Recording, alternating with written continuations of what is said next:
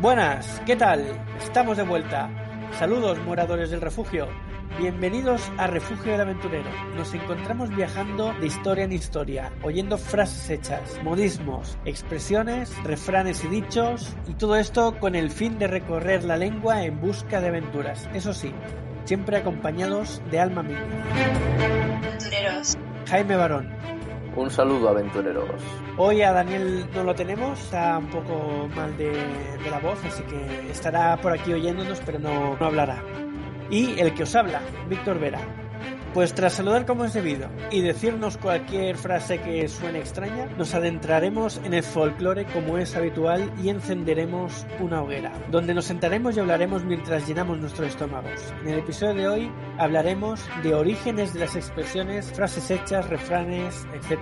El refrán es una paremia tradicional de origen y uso popular y que por definición de autoría anónima, con intención didáctica, moral o incluso filosófica. En algunos contextos puede encontrarse como sinónimo de dicho e incluso de proverbio. Si bien el dicho, esencialmente oral, abarca un significado más amplio, como conjunto de palabras que proponen un concepto cabal, agudo, oportuno e incluso malicioso, o bien una ocurrencia chistosa. Por su parte, el proverbio, como el adagio y la máxima, suelen estar asociados a lo oculto, lo bíblico o lo oriental. En suma, en el ámbito de la lengua castellana o idioma español, el refrán es, por antonomasia, la paremia más representativa de la sabiduría popular. De todos es bien sabido o bien oído que el refranero español es el más rico del mundo y es por ello que generación tras generación han ido surgiendo dependiendo del contexto histórico, folclore, modas y costumbres, cultura, lugar de residencia y sobre todo el tener un amigo conocido que suelta lo primero que se le presenta por la lengua, pues han contribuido todos estos factores enormemente a engrosar este refranero. Y de tan lejos provienen que en el día de hoy hemos decidido rescatar aquellos que más en boga están estos días, pero de los que no tenemos ni idea normalmente de dónde proviene su origen, significado primigenio y por supuesto pues entenderemos, o eso esperamos con este episodio, la razón de ser de cada uno. Así pues, empecemos, abrid la verja y que salga el ganado a tropel. Oye, esa es buena, ¿eh? ¿Ese de dónde sale, Víctor? Ese me lo acabo de inventar yo.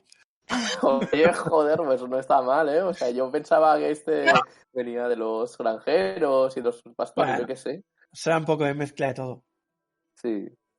Bueno, quería explicar yo, antes de empezar, uno que no he apuntado en la lista, pero que sí que os comenté hace unos episodios, lo que no sé si lo dije por privado o en un episodio en sí, que es el de la camisa de 11 varas. Bueno, pues lo explico aquí, que cae mejor en este episodio. Y bueno, lo que entendemos normalmente por camisa de 11 varas, lo primero que pensamos al oír esta frase es una camisa de fuerza, ¿no? Atravesada por varas, haciendo el símil con las camisas de los magos que atraviesan con espadas, ¿no? Las cajas donde están escondidos los que sufren el truco de magia. Y bueno, pues nada más lejos de la realidad, porque resulta ser que camisa 11 varas viene del medievo y viene a referirse a las murallas que protegían los castillos o lo que fuese. Y resulta ser que entre torres de una muralla, lo que hay en medio, que es lo que conoceríamos ahora como el muro, pues a eso se le llamaba camisa. Y las 11 varas la medida de la distancia, que se medía en varas, y se refería a que 11 varas pues era un muro muy grande, o sea, una camisa tan grande que ponerse ahí en un asedio pues era exponerse a la muerte, básicamente. Entonces el origen viene de ahí.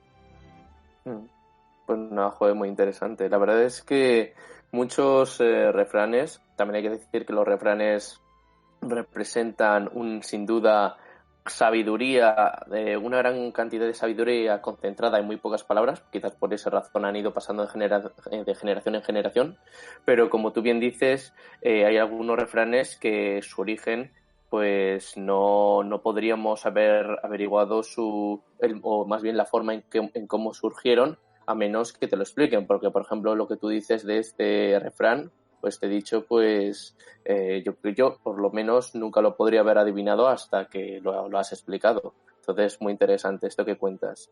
Sí, ya te digo, yo tampoco conocía para nada que esto fuese así. Yo me imaginaba lo que he explicado al principio, ¿no? Sí, Que sí, que hacías seña atan con al la camisa. individuo, atado, ¡ah! ¡Socorro! Entonces, pues, de todas formas, la Edad Media no es el único, o sea, quiero decir, es una gran época en la que surgen, por supuesto, grandes refranes, pero, por ejemplo, también en las épocas del siglo XV, siglo XVI, o sea, siglo XV y siglo XVI, que creo que estamos ya hablando del Renacimiento y los siglos de oro, pues ahí también surgen unos cuantos. Por ejemplo, este ya, bueno, lo habréis oído. Y este es prácticamente literal, dormir la mona, ¿no? Por ejemplo, esto, a ver, surgió a partir de un experimento bastante sofisticado, entre comillas, porque eran científicos y doctores de esa época que querían experimentar o querían ver cuáles eran los efectos del alcohol en un mono, porque, bueno, les picó la curiosidad. Y entonces,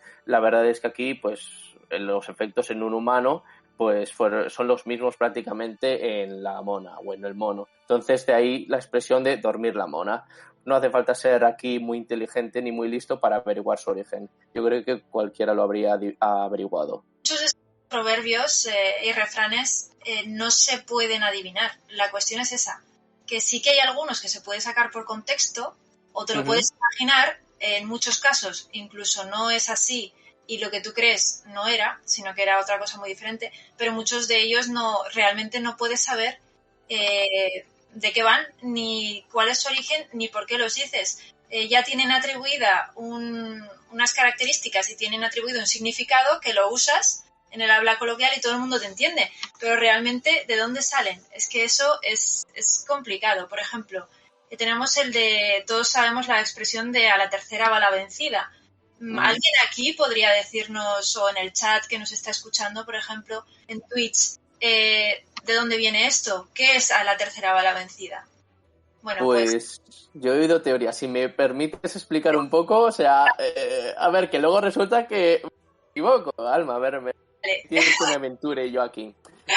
Esto es posible, a ver, primero vamos a explicar el significado, ¿no? A la tercera va la vencida, yo creo que lo que quiere decir es un poco que no hay que rendirse, ¿no? Que el que persevera es el que saca lo que se propone. Eso creo que es el significado del refrán.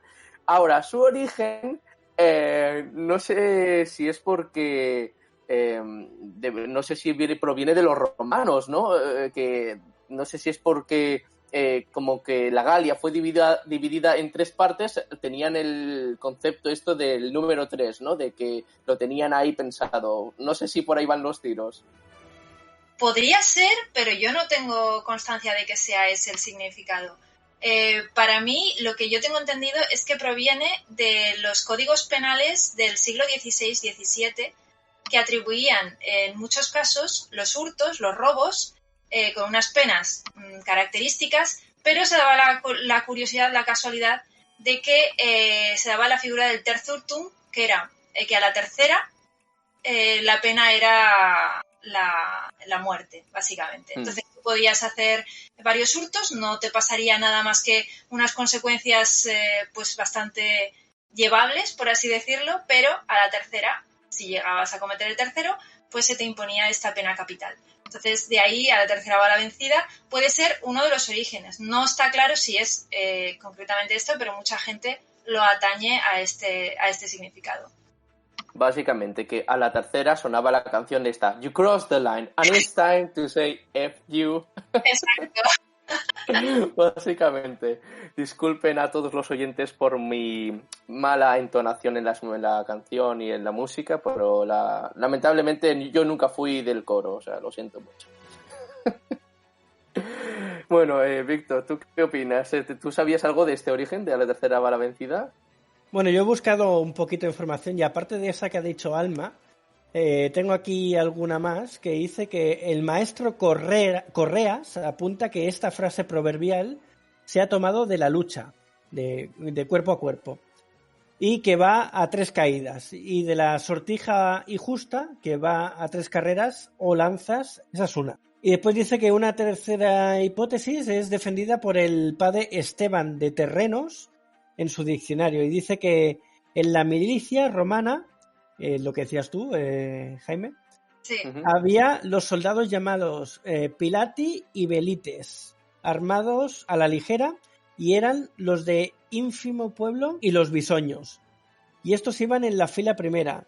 En la segunda iban los que llamaban piqueros, bastati, y excedían en valor y mérito a los primeros. Y en la tercera fila iban los que se llamaban los triarios, y eran los más valerosos y veteranos, y que sostenían a las 2 filas precedentes. Y de aquí vino el adagio de decir que cuando se echaba el último esfuerzo, Atrianus ventum est, que en castellano decimos a las 3 va la vencida o se echa al rey. Madre mía. Pudiera ser que la misma expresión haya ido bebiendo de distintos orígenes a lo largo del tiempo, que el origen romano se transmitiera de alguna manera hasta que los nuevos pueblos ya ni siquiera supieran de qué venía y lo atribuyeran a otro significado. Eso pudiera ser también. Es todo y exactamente ahora, a la tercera bala vencida se entiende como algo bueno, no algo malo.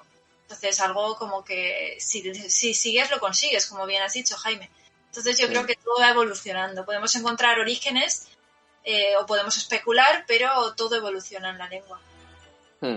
Luego, precisamente hablando de romanos, también tenemos uno buenísimo, que también lo decía César en sus momentos, era alea jacta est, la suerte está echada. Entonces aquí, bueno, la suerte está echada proviene sin lugar a dudas de los romanos, dando a entender que es el momento de jugarse el todo por el todo.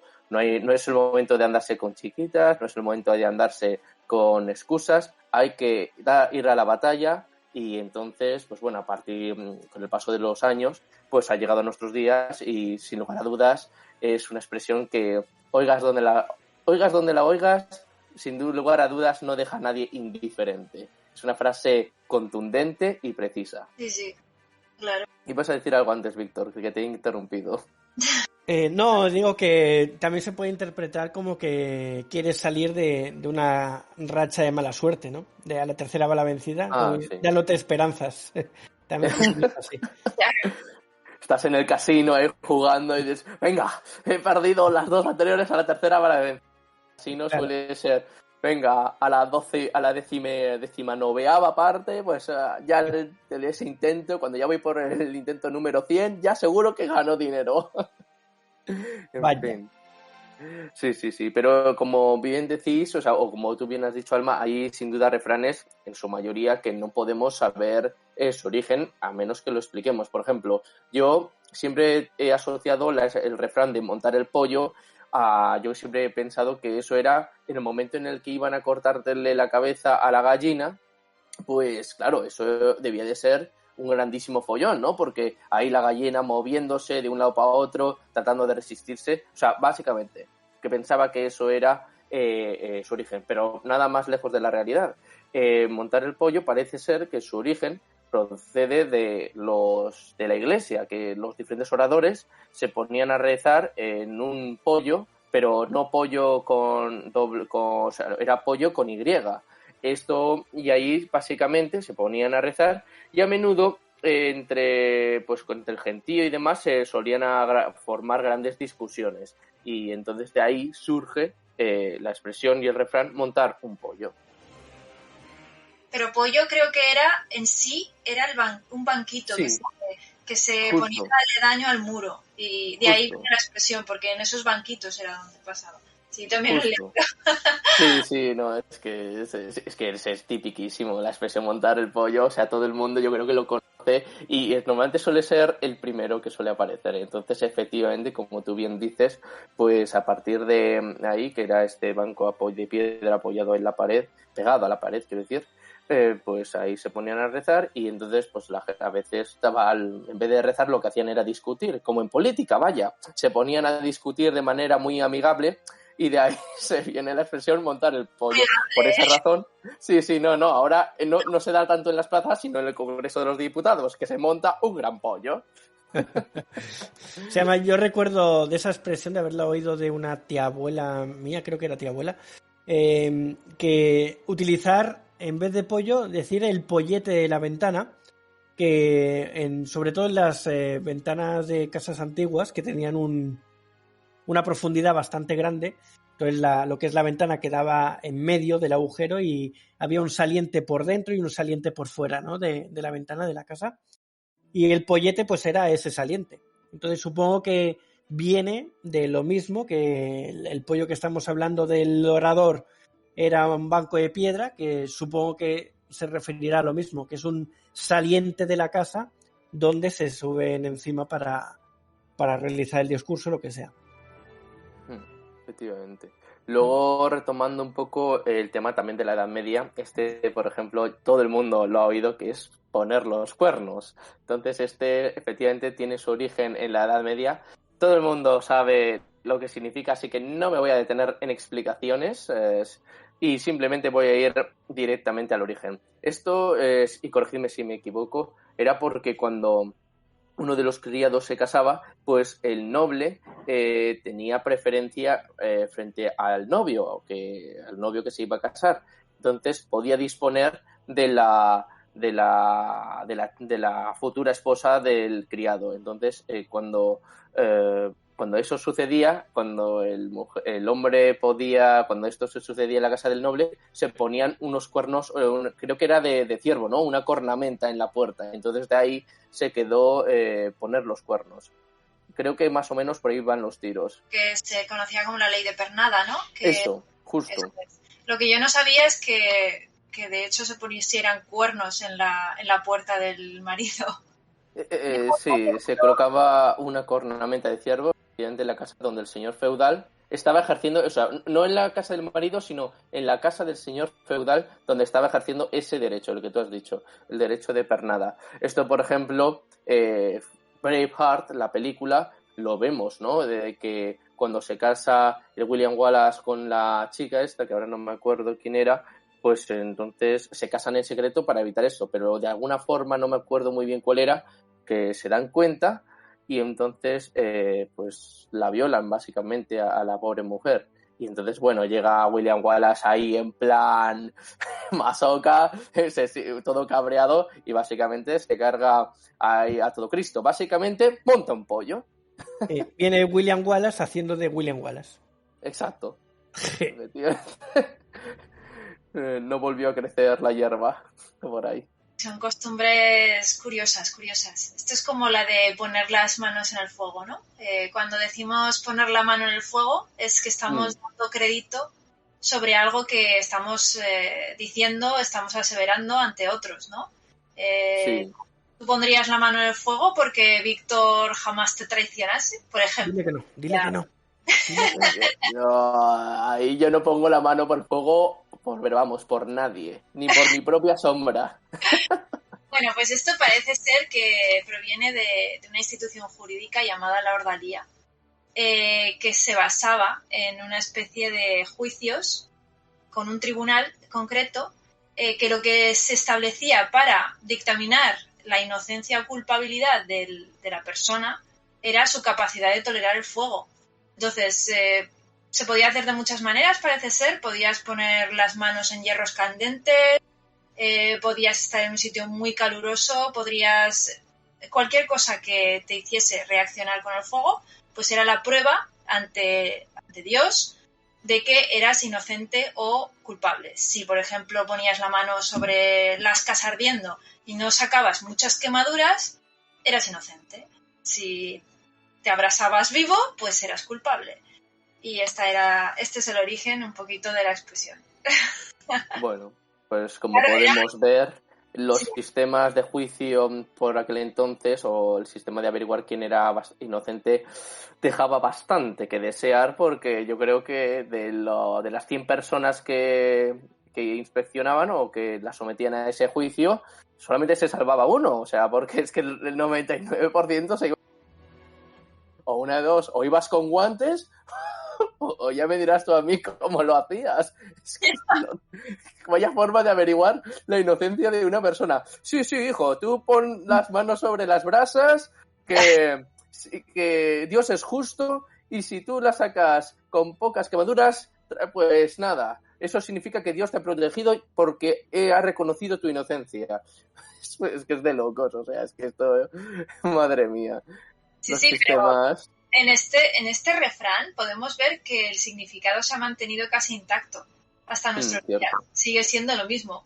Poner la mano en el fuego te exculpaba de cualquier delito y daba crédito a tus palabras o a tus acciones. Y ahora lo mismo, poner la mano en el fuego es como que confías plenamente en que eso sea veraz o das un crédito sobre ello muy grande. Entonces se ha mantenido el significado sin adulterar. Es muy curioso. Yo tengo más esperanzas en el detector de mentiras. Y eso que las máquinas tampoco me inspiran mucha confianza, ¿eh? Pero yo prefiero poner mi vida pues, en el detector de mentiras que poner la mano sobre el fuego, porque es que 100% que te quemas. El hecho de la caza de brujas también era algo parecido.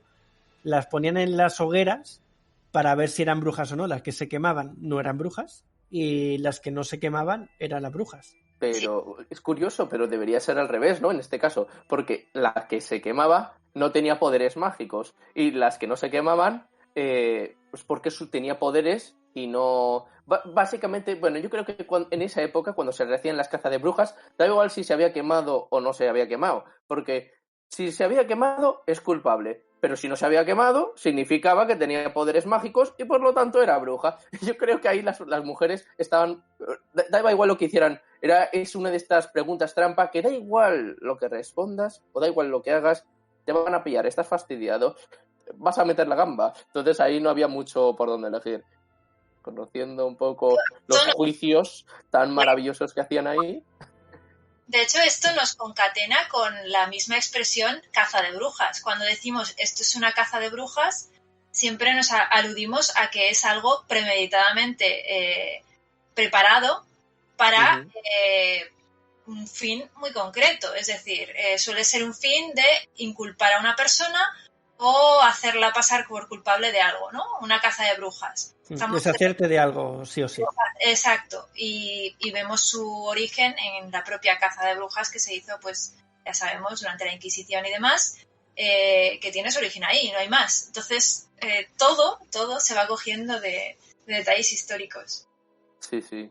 No obstante, a pesar de que tuvo su origen ahí, o sea, la expresión luego también se ha seguido aplicando a lo largo de la historia en momentos en el que grandes dictadores o gobernantes han decidido hacer borrón y limpieza de plantilla. Por ejemplo, en lo de el momento en que Stalin subió al poder, bueno, eso sí que fue una caza de brujas, o sea, que es que muy fuerte, o sea, siempre a menudo la historia nos pone a Hitler como el gran villano, pero realmente Stalin mató a muchas más personas que Hitler. Y el caso es que, es que ponía micrófonos a los miembros de su propio partido. O sea, es que ahí decías algo, te quejabas, ¡hala! Fuera.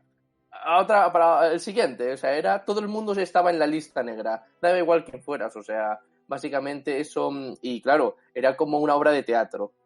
En el momento en que alguien decía algo fuera de lugar, se apagaban las luces y después de 5 minutos se volvían a encender y todo seguía igual, salvo por una pequeña diferencia. El sillón de la persona que se había quejado estaba vacío. Perdonad mi dramatismo, a veces ya sabéis que me gusta, ¿no? El sentido del humor aquí de Mr. Jaime es un poco retorcido. Bueno, con esto podemos concatenar con lo de las paredes oyen, ¿no? Por el hecho de saber quién está hablando de quién. Perfectamente. Venga, vamos a explicar un poco lo que pone aquí, va.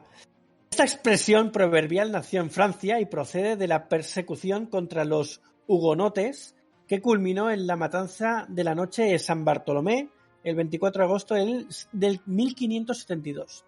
Cuentan los cronistas que la reina Catalina de Médicis, esposa de Enrique II, rey de Francia, era muy desconfiada y persecutora implacable de los hugonotes. Para poder escuchar mejor a las personas de las que más sospechaba, mandó practicar una red de taladros hábilmente disimulados entre las molduras en las paredes y techos del Palacio Real.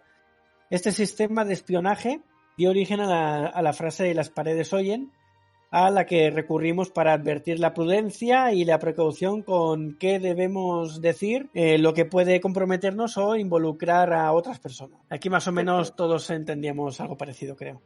Sí, efectivamente. Yo, a ver, claro, cuando eres pequeño, dije yo, las paredes, o sea, yo cuando conocí a Fram no era que las paredes oyen, sino que las paredes tienen oídos. Entonces yo decía, ¿cómo van a tener oídos las paredes? Eso es absurdo. Pero efectivamente lo que tú dices eres completamente verídico. El tema de que no se fiaba de nadie, quería tenerlo todo bajo control, y el tema de ir haciendo pues esos agujeros para que alguien desde el otro lado pudiera escuchar y oír todo lo que se estaba escuchar cualquier tipo de traición o cualquier tipo de chisme o información que podría serle a ella útil. Efectivamente, Catalina de Médicis, creo que esta reina creo que es la que sale en la serie Reign, la de que María de Escocia va a Francia y entonces está ahí. Creo que, si no me equivoco, es esa, la serie esta en la que María de Escocia con sus damas va ahí y entonces básicamente María de Escocia es una prisionera, en cierto modo, porque Catalina Medici no le quitaba el ojo de encima ni tampoco los oídos. Era una vigilancia constante. El tabaco es el origen de una expresión que hoy en día totalmente todo el mundo conoce, que es echar un polvo. Nadie lo hubiera dicho, pero parece ser que a veces el motivo de que el tabaco, ya sabemos, en especial el rape, pues el rapé, no sé si es el tilde, ahí me confundo un poco, básicamente es un tabaco que estaba en polvo y era muy fino, y entonces era a veces cuando se les acababa a las personas, pues la gente usaba, hoy se me ha acabado voy a rellenar el polvo, voy a rellenar el tabaco, pues lo usaba como excusa para encontrarse con su amante, y entonces aquí buena excusa, y de ahí ha ido evolucionando hasta ser lo que hoy, a ser lo que todo el mundo conoce hoy en día, de echar un polvo, básicamente. Y aquí puedo decir yo que aquí hay gato encerrado. Seguro que se... Como se dice que pensamos que hay una causa o razón oculta cuando se dice esto, ¿no? La frase proviene de la costumbre del siglo de oro de guardar dinero en bolsas hechas con piel de gato. Pues los despellejaban a los pobres, joder. Me imagino el proceso, joder, qué bestias. Nada. Sí. Tú, por ejemplo, Alma, tenías un gato, ¿no? ¿Qué sí. Tenías? Muy bueno. Una gatica. Y él también, sí. Héctor también. ¿Tienes uno o dos? No sé. Yo una gata. Pues, cuidado salvaje. Con Víctor y con Alma, en la verdad se hubieran puesto ahí, no vais a despellejar a los gatos. Como dice Gabrielius, ¡Salpi! Estará por la calle ahora cazando algún ratón. Luego hablando de... Es la descendencia de la diosa Bastet en esta casa, así que no se le puede hacer nada, es completamente intocable.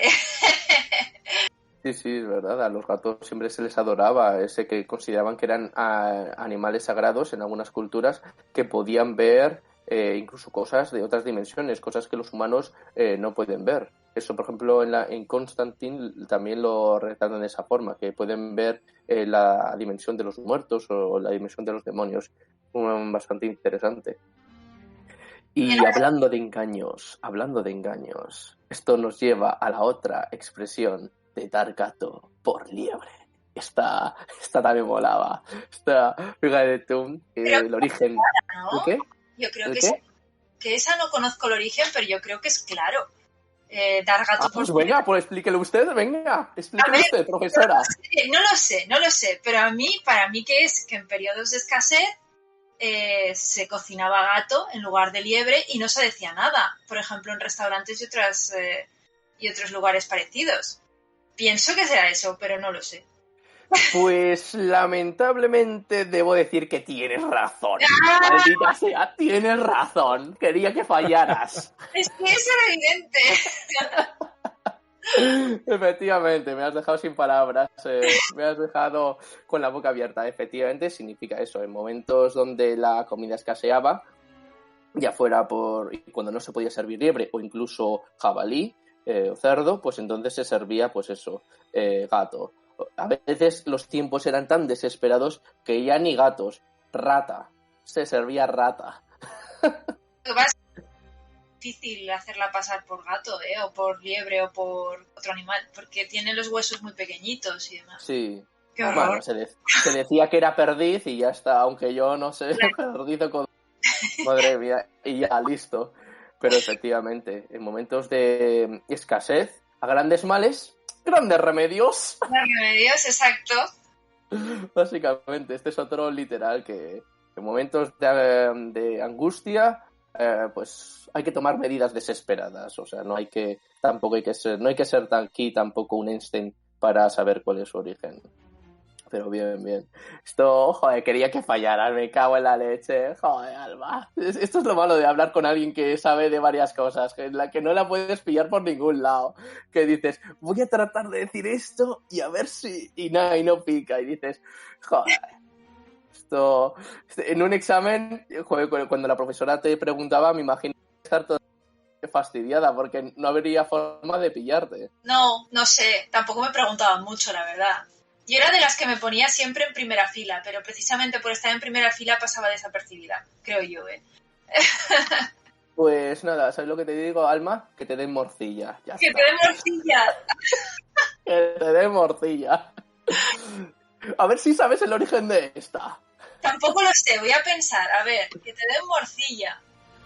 Pues no sé, se consideraría que la morcilla era un plato de muy pobres o de gente muy necesitada y que eran como la casquería, como se pensaba en la antigüedad que era, por ejemplo, el marisco, que era basura de mar. Y sin embargo hoy es uno de los platos más deliciosos. Pues a lo mejor en otra época la morcilla era comida de pobre, del que no tenía otro remedio, y juntando arroz y sangre del animal hacía un plato, pues eso, era como una especie de exabrupto hacia otra persona o una especie de maldición que te den morcilla. No lo sé, ¿he acertado o no? Lamentablemente has fallado, lo siento. Bueno, no se puede ganar siempre. Bueno, realmente, o sea, el dicho original es que te den morcillas, pero tampoco creo que por una S lo hubieras conseguido averiguar. Básicamente, esto era pues un poco que se le daban morcillas envenenadas a los perros. Esto era, pues lo hicieron para prevenir que la rabia se propagase por toda la ciudad. Entonces, y de ahí este refrán me lleva al otro. Muerto el perro, se acabó la rabia. Ya está. Atajamos el problema de raíz. Claro. Bueno, voy a contar yo una que no la he buscado, pero ahora hablando de lo que estábamos hablando, se me ha venido a la mente. Y es, bueno, no es una frase hecha ni un refrán, pero es una acción que es el de chocar las copas cuando se brinda. ¿Eso sabéis de dónde viene? ¿O sabéis el por qué? Yo creo que lo sé, pero no estoy segura, ¿eh? Alma. Eso era un gesto que se realizaba para dar fe de que tu copa, de que las copas no estaban envenenadas. Es decir, se chocan copas en una reunión entre, por ejemplo, dos embajadores o dos ministros o dos altos cargos, generalmente de alta alcurnia, y de esta manera, al chocarla, alguna gota puede caer en el vaso del otro. Es decir, si alguno de los dos está envenenado, los dos se envenenan. No lo sé, ¿es eso? Sí, es eso. Toma ya. Joder. La cuestión era esa, ¿no? Por eso, antiguamente, cuando se chocaban las copas, se chocaba muy a lo bestia y, claro, se mezclaban las bebidas y si uno estaba envenenado, el otro también. Yo creo que eso lo he oído en el pasado, ¿eh? Si no, como... Era una muestra de confianza, vamos. Sí. O sea, que no valía solo con alzar la copa. No. Había que chocar con fuerza. Además, chocar bien. O sea, claro, por esa razón me imagino que antes las copas no eran de cristal, porque es que si lo hacían con tanta fuerza, adiós copa. Entonces tenía que ser, pues eso, un poco como como nos aparecen en las películas, ya sean con cuernos o con jarras de hierro, porque es que claro, si daban esos mareos a las copas, a la mínima que le daban, si es que eran de cristal, se rompían y adiós muy buenas. Entonces, claro, por esa razón el vidrio no se usaba. Otro misterio aclarado. Y otra cosa que se solía hacer en esos momentos era decir ¡Viva la Pepa! Sí. Coño, ¿es Con el verdad? paso del tiempo, esta expresión popular ha cambiado de significado y actualmente se le ha dado un sentido de desenfado y jolgorio y se le aplica a quienes tienen un carácter despreocupado. Sin embargo, hasta hace relativamente poco tiempo, la expresión ¡Viva la Pepa! Era un grito subversivo empleado durante muchos periodos políticos. La frase venía a sustituir esta otra, que era ¡Viva la Constitución de Cádiz! Esta era conocida cariñosamente como la Pepa, porque fue jurada y promulgada el día de San José, el 19 de marzo del 1812, y 2 años más tarde el rey Fernando VII, tras su regreso a España, abolió la Constitución de Cádiz y se prohibieron los gritos a su favor. Por ello, por lo que los españoles que se oponían al absolutismo pues se referían a ella en clave, diciendo ¡Viva la Pepa! Fíjate tú. Aquí esto nos lleva al siguiente refrán, que a menudo se suele decir cuando alguien, a pesar de que te lo pongan tan fácil, fallas todavía. ¡Que te lo ponen como Fernando VII! A menudo los padres lo dicen. Hijo, que te lo ponen como Fernando VII y todavía fallas. Pues un poco... Alma no parece estar de acuerdo. A ver, Alma, hable usted. Que nunca había oído ese refrán. Bueno, a ver... Yo me sumo, un refrán lo había per se. oído. ¿Sí? ¿Lo habías oído? Yo no. ¿No? A ver, tal vez no sea un refrán per se, pero sí que es un dicho bastante común. Que te lo ponen como Fernando VII. A ver, es como si nosotros dijéramos que te lo ponen en bandeja de plata. Esto lo habéis tenido que escuchar por fuerza. Es así. Eso sí. Vale, pues esto es básicamente lo mismo. Que te lo ponen como Fernando VII. Que es una graria. Te lo han dado todo. Está todo súper masticado, súper sencillo. Y tú vas y metes la pata. Que pues eso es un poco eso, que Fernando VII lo único que tenía que hacer era también firmar la Constitución y empezar a ayudar al país. Lo único que hizo fue, no, oye chicos, volvemos al absolutismo, tócate las narices. Eso sí, luego en muerte se las apañó para joder el reino aún más. Y eso que es difícil, ¿eh? Sí que es difícil. Pues nada, se las apañó para irse dejando un último regalo. La bandeja de plata, ¿alguien sabe el significado de ponerlo en bandeja de plata? O sea, el significado no, el origen, más bien. Ah, vale. Vale, dije yo ya te iba a decir, no, pero no eras de las que te pones en primera fila para... ¿Qué es esto? ¿No me estás escuchando? No, el origen de eso. Es que tengo curiosidad ahora. ¿Alguien lo sabe en el chat o algo? Tengo una teoría, pero no estoy seguro. O sea, porque yo ya lo he oído escuchar, porque lo he oído hablar muchas veces, pero no sé si esto era un rumor. Como ya sabéis, ¿cómo se llamaba esta? ¿Cómo se llamaba la bailarina que bailó la danza de los 7 velos o 12 velos frente a Herodes? Salomé, exacto. Pues Salomé, esto era una fantasía de Herodes. Y Herodes le dijo a Salomé que si bailaba la danza esta de los 7 velos frente a él, le podría decir cualquier cosa. Entonces, Salomé, una vez hecho la danza, le pidió a Herodes que le trajera la cabeza de Juan Bautista en una bandeja. Y la bandeja era de plata. Creo que por ahí van los tiros. ¿De eso? Sí, conocía obviamente eso, pero no lo unía a que fuera de eso. Curioso. A ver, que incluso el maestro puede estar equivocado. El error está presente en los maestros. Bueno, entonces, ¿qué? ¿Tiramos la casa por la ventana? Venga. Muy buena salvada, efectivamente. Pues se dice que alguien tira la casa por la ventana cuando de repente comienza a efectuar gastos superiores a lo que acostumbraba, ¿no? Tan contundente expresión nace de la costumbre que existía en el siglo pasado de tirar literalmente por la ventana los enseres del hogar cuando a alguien le tocaba la lotería. No, bueno, está bastante bien. ¿Vosotros le dais a la lotería? Por ejemplo, ¿a la lotería de Navidad habéis jugado? O sea, nada, 0. Yo no tenía tengo 1. confianza en ganar dinero así. No, pero ¿sabéis normalmente por qué juega a la lotería? ¿Sabéis por qué juega? Pequeño inciso y ahora volvemos. ¿Sabéis por qué juega?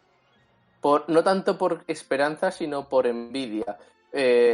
el hecho de que la gente juegue es porque si de repente a fulanito en un departamento, sobre todo en el trabajo, le toca a todo el departamento y eres el único pardillo que no ha comprado el 10º, es que es suficiente para pegarse un tiro en la cabeza. Entonces, todo el mundo dice, no puedo ser el único que no le toque, solamente porque no ha comprado el 10º.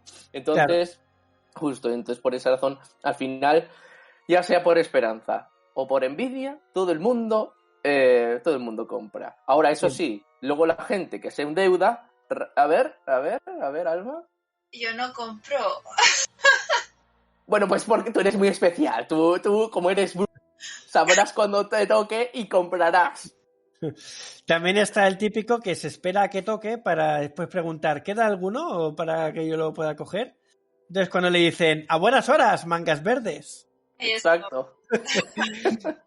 Y fue durante el mandato de los Reyes Católicos se crearon los cuerpos de Santa Hermandad tras su aprobación en las Cortes del Madrigal en 1476. El cuerpo fue constituido para prestar auxilio en cualquier tipo de emergencias.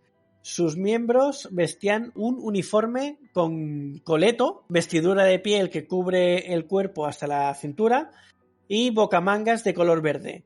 Relatan los cronistas de los siglos XVI y XVII que este cuerpo se ganó a pulso la fama de impuntualidad.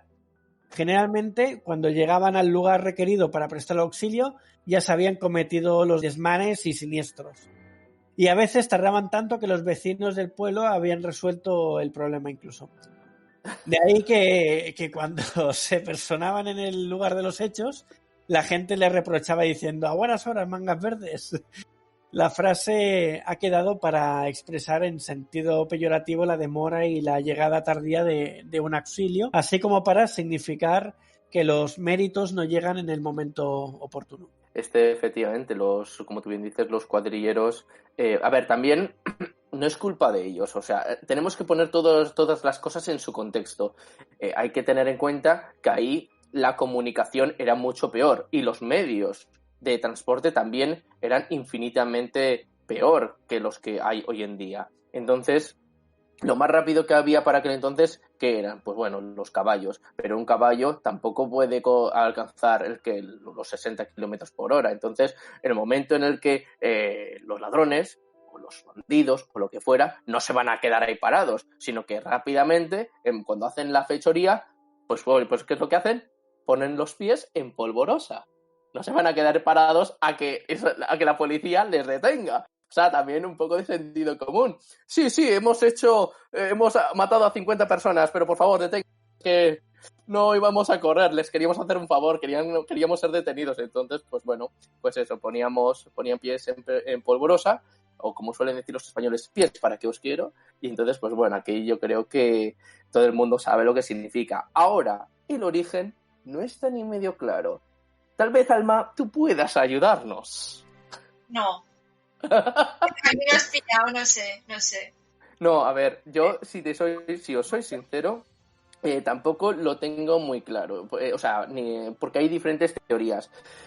Una de las teorías dice que poner pies en polvorosa surge o sale de que cuando la gente caminaba o corría, sobre todo esto segundo, por caminos de tierra, que era lo normal porque no habían las carreteras antes, eran pues de arena, de gravilla y todo esto, pues ¿qué es lo que hacía? Se levantaba una gran polvareda, entonces, y también pues toda esta nube de polvorosa, entonces de ahí eso sale poner pies en polvorosa. La segunda de teoría era, pues creo que tiene que ver un poco con el combate de los cristianos con los sarracenos. Creo que esto nos situamos en el reinado de Alfonso II, el Magno, creo que era. Pero no era pariente de Carlomagno ni tampoco de Alejandro Magno, creo que no tenía nada que ver. El tercero, tercero, pues gracias, pero vamos, que ningún parentesco con los otros dos.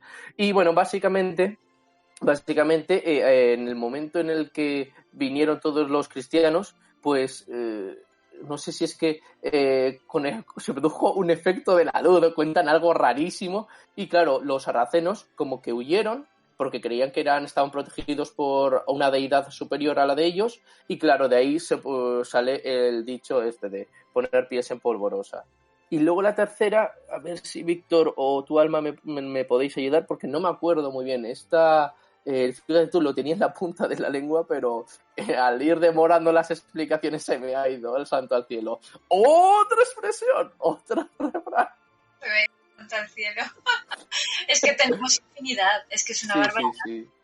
Es que cada frase casi sale una, ¿eh? Sí. Si uno se pone, puede conseguir que le salga 3, ¿eh? Sí, puedes concatenarlas. Sí.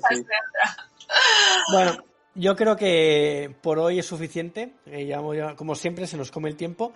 Pero sí que quiero leer esta que ha dicho Gabrilius. Dice, ¿conocéis el de si al hablar no has de agradar, te será mejor callar? Esto es de Bambi, era, ¿no? Creo. Que se lo decía o algo así. Pues... Me suena que era de Bambi. Lo de si al hablar no has de agradar, ¿ves? Dice que sí. Esto lo dice el búho, ¿no? ¿O me estoy colando? Lo dice la madre. Vale, genial. Pues no... vale. Pues está claro que no tenía ni idea. Para no entran moscas, pues igual. Sí.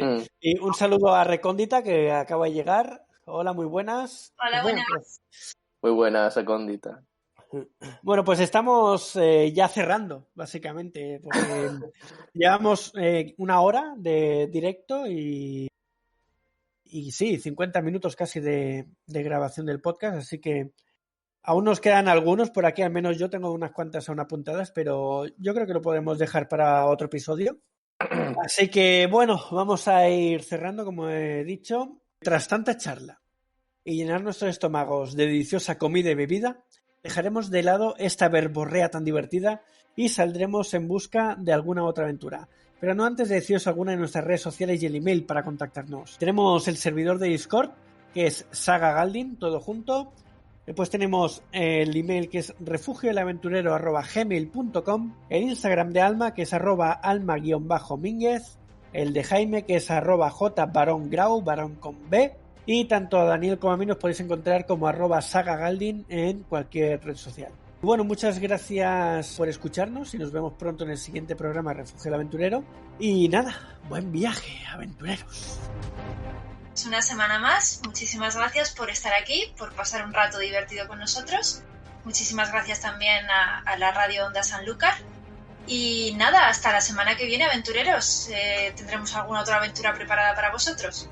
Nos despedimos aquí y ahora de todos los oyentes de la Radio Sanlúcar, también de todos los aventureros que nos habéis estado escuchando. Y como dijo una vez Sócrates, llega un momento en la vida en que no es el momento para proverbios.